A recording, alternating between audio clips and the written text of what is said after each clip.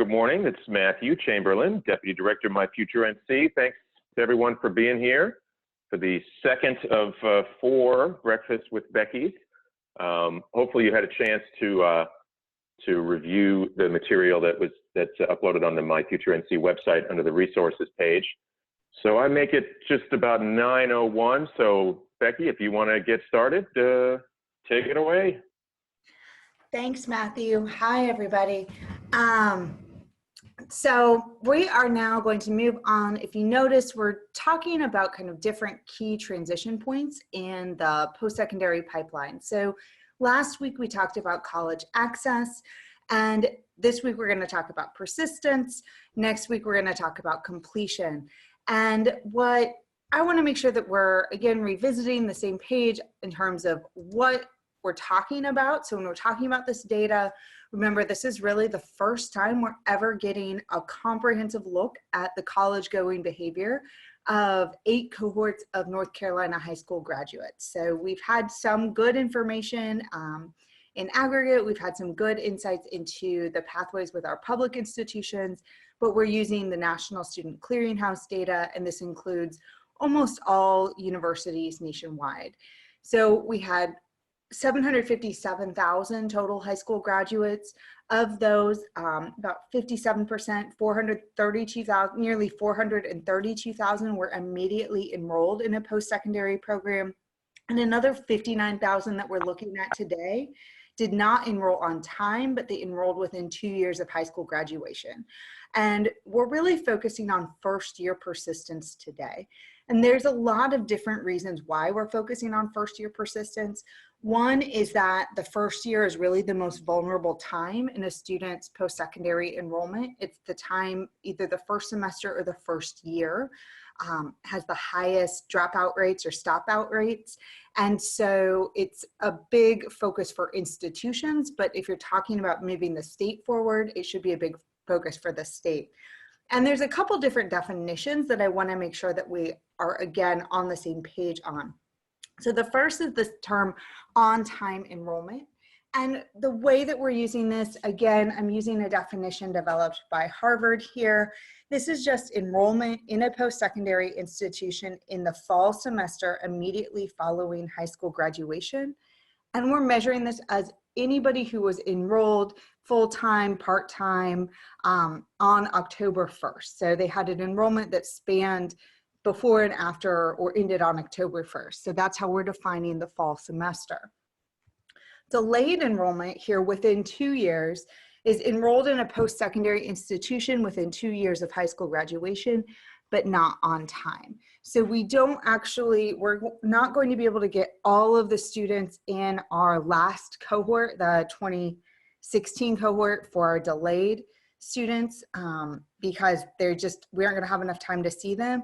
But we're going to be looking at almost all of our high school graduates in this 8-year group for these outcomes. And so then it's also important to know first-year retention versus persistence. And it took me a while when I was getting into the post-secondary evaluation space to really understand this. And somebody really put it very clearly for me. They said, you know, institutions retain and individuals persist. So when we're talking about retention, we mean students are still enrolled at the institution at which they first enrolled.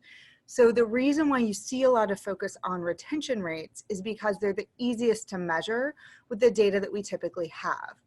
Persistence is individuals, and it means that they're enrolled anywhere. So often we don't know very well, a student might have left institution X, but they went to institution Y. And with the data that we're using for this evaluation, we can actually look at that. So there's a couple big patterns that we see overall. Across the board, people who enroll on time, students who enroll on time are going to have higher persistence rates and higher retention rates than students who delay their enrollment.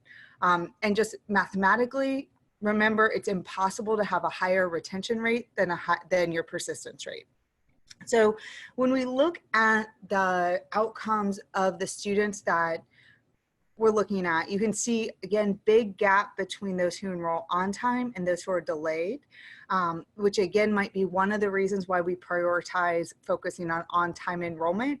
But some of this is also that the characteristics of these students are very different, who's enrolling on time versus who's enrolling delayed. Overall, there's pretty constant persistence and retention rates among our on-time students, an average of 81% persist. 70% of those are they're retained, so they're their institution of first enrollment, and 11% of them changed schools. And I will be using the term changed schools here because we aren't always sure if they transferred or not. They may have stopped out or dropped out very early in their career and then re-enrolled somewhere else, but maybe didn't have credits that they were transferring in. For our delayed students, about 50% persistence rate on average, with 43% of them retained and 7% changing institutions. So there's some well-known national differences in terms of patterns of retention or persistence. In general, we see those same exact patterns in North Carolina. So most of the literature that you might see on national patterns is probably pretty similar to some of the stuff that you'll see in our state. First and foremost, there's a large difference between 4-year and 2-year enrollers. And the brief that you received has a lot of charts like this where there's a lot of information packed into this. So these blue bars are going to be everybody who enrolled on time, and the darker blue bars are delayed enrollers. And this total at the top, that's the total persistence number. These portions in here are those that were retained, and the striped bars are those that changed. So a couple things that we see here overall, you know, our 4-year enrollers are much more likely to persist in their education, and that's true whether on time or delayed. Delayed 4-year enrollments actually have higher persistence rates than on-time 2-year enrollments. And one thing to really keep in mind here is that among the delayed enrollments, the majority of students are enrolling at 2 years. So most of our students who are delayed are falling into this category. We also see nationally that in general, people who enroll in public institutions tend to have higher persistence or retention rates than individuals who enroll in private institutions. When we look among enrollment patterns for students who began at a 4-year, we do see very similar trends. Both students who begin at a UNC school or a public out-of-state institution have the same persistence rates. One thing here that suggests that there may be some financial capabilities going on here, or financial barriers popping up, is that among students who started at UNC, you have very low change rates. For those students who started out of state, whether public or private, or at a private in-state school, you see a much higher share of students who are changing institutions, which is consistent with research that suggests that students who are academically ready but hit a financial barrier in their first year are going to be more likely to transfer from a more expensive institution to a more cost-effective institution. So we may be seeing that among some of these students, but that's a question for future research that we couldn't fully address here. Similarly, we see in the individuals who start in a 2-year program, there's not a major difference in terms of overall persistence among those who enrolled on time, although there is a big difference between those who started at a North Carolina community college and those who started at an out-of-state community college or a private 2-year institution in terms of those who were retained versus changed institutions. Where we do see the public 2-year programs starting to outperform the private 2-year programs is among individuals who enrolled later, who are delayed enrollers. So we are seeing on the whole, overall slightly stronger outcomes for the students who start at the community colleges. Another major driver here is in full-time enrollment versus part-time enrollment. We do have a group of students for whom enrollment was not reported, but across the board, we see that full-time individuals who start full-time are much more likely to continue their education. And this is in part because the students who start full-time tend to be more academically ready. They tend to be more economically advantaged. And so they're starting from an advantaged position, and then that advantaged position continues into their second year. The other thing we're seeing some interesting trends is among academic readiness, and we're looking here at academic readiness by ACT benchmarks met. As a reminder, the ACT has 4 subtests. Each of them has a college readiness benchmark. I know this chart is a lot, but I think the important thing to keep in mind, we do see pretty clear patterns of increasing persistence as readiness increases. Although I want to point out here that the biggest differences between those who are the very least ready and those who are ready in any area. And we see similar patterns among delayed enrollments. The one thing that we thought was kind of interesting and worth potentially exploring further was that when we look at transfer or change patterns, among on-time enrollments, the students least likely to change were those who were the most academically ready, while among delayed enrollments, those who were least likely to change, those students were the most likely to change, which may just be a difference in terms of college access or college readiness and attitudes towards education among these students, but this would take a lot more probably qualitative work and deeper quantitative work to fully understand. And again, we've already mentioned that economic disadvantage or financial capacity as well as academic readiness seems to be associated. And we see that quite significantly when we look at first year persistence to the second year among students who were free and reduced price eligible in high school versus those who were not. So in general, we see those who were economically advantaged were going to return for their second year at much higher rates. There also are slightly higher rates of changing schools between these two groups, which we thought was suggestive of a broader, just higher rates of being able to access college in general. So the bigger question though is kind of what's going on with why these students don't return. And there is some really good research at a national level on retention. So again, this is return to the same institution.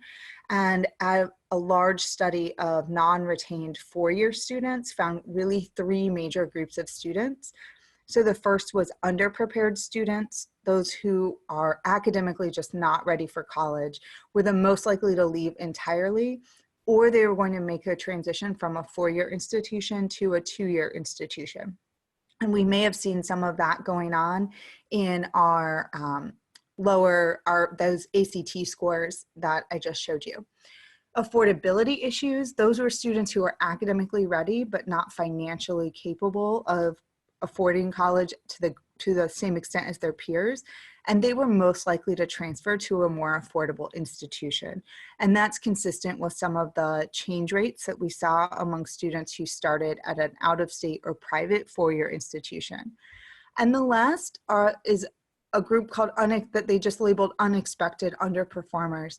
These were students who were academically ready. They appeared to have the financial capacity to pay for college, but they did not continue in college, or they were not retained. And those could be that they were personally not ready. They may have had mental health issues, which recent research from the World Health Organization suggests impacts 1 in 3 college students. They may have had family crises. And those are much harder pathways to predict, and it's also harder to identify who is at risk of being an unexpected underperformer because they're students who are entering looking really ready to succeed. And related to that, research report based on some older data on a national longitudinal study, actually asked students who had started one year and left the next year without a degree, why did you leave? And they were able to list a lot of different reasons, with the most commonly cited being personal reasons. Over half of students cited personal reasons, which could be individual personal reasons, lack of fit with the university, maybe family reasons. Financial reasons were also dominant. They were particularly dominant for Hispanic men, and they were more common for men than women. Family responsibilities, lack of satisfaction, and academic problems were other frequently cited reasons, with academic problems being more cited for female students than for male students. And just to sum up kind of what I think our biggest takeaways from this were, we're seeing overall that on-time enrollment is associated with higher persistence, so 81% versus 50% for delayed enrollments. And overall, we're seeing 70% of students are staying at that first school, but there's a lot of churn going on, which could be a good thing, and students are getting better situated with what they need, and they're persisting. But the reason we would want to see the retention rate increase up is that retention is associated with higher rates of completion, more timely graduation rates, and any change is going to risk increasing time to completion, the cost of degree completion, which correspondingly increases the risk that students just don't complete at all. And one of the bigger issues here is that when we're looking at lower persistence rates among certain groups, I didn't show you this, but it's all in the brief, where we really see problems start to emerge is that lower persistence rates among some groups are going to compound relatively lower access rates in terms of college going that we saw for male students, American Indian and Black students, and economically disadvantaged students. It's particularly important to point out that while Black students ultimately enroll at fairly similar rates to their white peers in college, they're much more likely to have delayed enrollments, and those persistence rates are much lower, which starts to negate any of the ground that the students made up in those delayed enrollments.